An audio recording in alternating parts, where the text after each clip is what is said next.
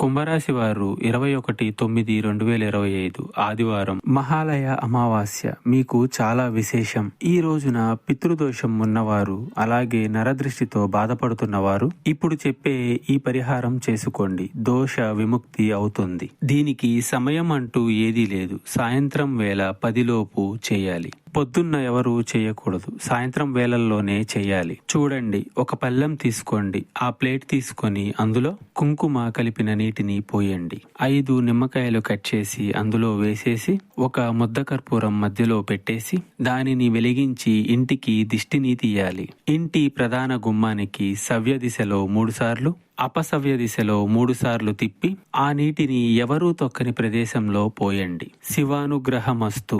మీకు ఎటువంటి జ్యోతిష్య సమస్యలున్నా ఈ నెంబర్కు కాల్ చేయండి. భార్యాభర్తల సమస్యలు, సంతాన సమస్యలు, స్త్రీ పురుష వశీకరణం మరియు ఆర్థిక సమస్యలు, ఎటువంటి సమస్యలకైనా పరిష్కారం చూపబడును. గుప్త నిధులు తీయబడును. నమ్మకంతో కాల్ చేయండి. 3 రోజుల్లోనే పరిష్కారం చూపబడును.